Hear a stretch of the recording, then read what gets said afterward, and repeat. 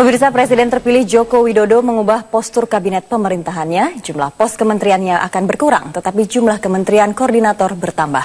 Langkah ini dinilai tepat sebab koordinasi antar kementerian akan menjadi lebih baik. Berapa kali saya dan Pak JK. Jumlah menteri dalam kabinet Jokowi JK berubah dari 34 menjadi 33 kementerian.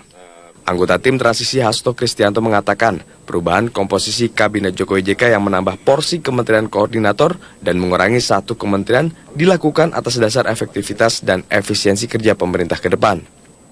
Awal kan Pak Jokowi punya komitmen untuk meningkatkan efektivitas pemerintahan, termasuk juga bagaimana setiap kementerian betul-betul menjalankan tugas yang sangat spesifik.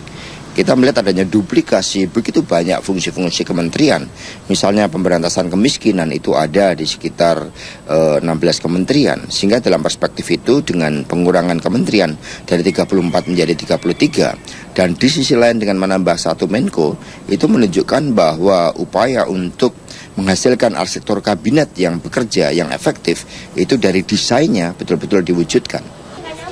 Meski Presiden terpilih Joko Widodo menegaskan keputusannya ini masih bisa berubah hingga pelantikan Presiden dan Wakil Presiden 20 Oktober mendatang, mantan Gubernur DKI Jakarta ini mengaku sudah memasang figur-figur yang akan menempati jabatan menteri di kabinetnya nanti. Di pos-pos itu sudah isi semuanya, tapi isinya ada yang 4, ada yang 5, ada yang 3, ada yang 2. Nah, itu yang makan disaring jadi satu gitu toh. Pengamat politik menilai, adanya tambahan untuk menteri koordinator dalam kabinet pemerintahan Jokowi JK sudah tepat. Pasalnya selama ini koordinasi antara presiden dan menteri masih lemah. Karena koordinasi ini menjadi hal yang bermasalah selama ini, oleh karena itu wajar kalau misalnya kemudian kementerian koordinasi itu justru ditambah.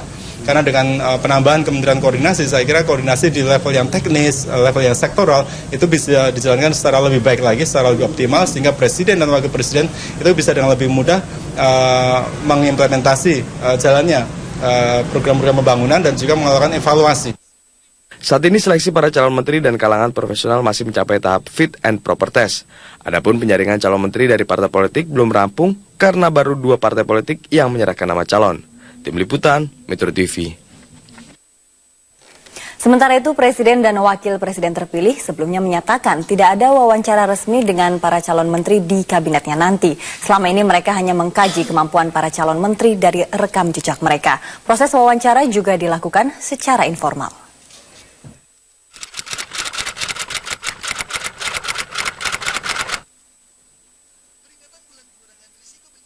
Ada interviewan lah. Kita hanya cek rekam jejak. Saya kira kemampuan manajerial, kemampuan manajemen, integritas itu bisa kita lihat dari rekam jejak yang sudah beliau kerjakan.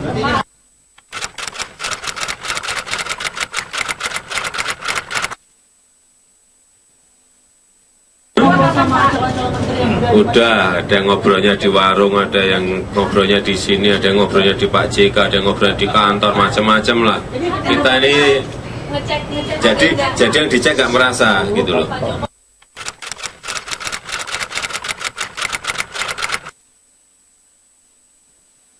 Coba bayangkan kalau kita seleksi kemudian tidak lulus, malunya kayak apa orang kan? Tapi kan iya masih beda-beda lah. Tapi nanti kalau ada kita seleksi bangka sudah, wah calon menteri tiba-tiba dah lulus. Antusiasme warga mengawal dan terlibat dalam pemerintahan Joko Widodo terus bermunculan hingga saat ini. Nama-nama profesional terus diusulkan untuk mengisi posisi menteri dalam kabinet Jokowi. Jelang pengumuman nama calon menteri oleh Presiden terpilih Joko Widodo, sejumlah nama calon menteri usulan masyarakat terus bermunculan. Seperti yang dilakukan oleh Aliansi Masyarakat Profesional Indonesia atau AMPI melalui situs www.kabinetprofesional.org. Situs ini menampilkan sejumlah nama untuk diusulkan membantu di kabinet Jokowi JK. Beberapa nama yang dicantumkan antara lain Jenderal Purnawirawan Ria Mizard yang kudu untuk posisi Menko Polhukam, Faisal Basri untuk Menko Perekonomian, serta Dim Syamsuddin sebagai Menko Kesra. Ada pula nama Jimli Asidiki sebagai Menkumham serta Lukman Hakim Saifuddin sebagai Menteri Agama. Nama-nama yang diusulkan masyarakat adalah gabungan dari kaum profesional dan kalangan parpol. Kedua unsur ini harus bisa berkoordinasi dengan baik agar bisa menjalankan program pro-rakyat Jokowi dengan efektif. Mungkin harus ditekankan pada penajaman fungsi-fungsinya saja dan juga bagaimana koordinasi lintas kementerian itu bisa dijalankan. Lalu seperti apa susunan kabinet Jokowi JK mendatang? Publik tentu berharap mereka yang diamanahkan nantinya dapat bekerja maksimal sesuai dengan apa yang selalu digaungkan oleh Jokowi, yaitu mengedepankan program pro rakyat. Tim Liputan Metro TV.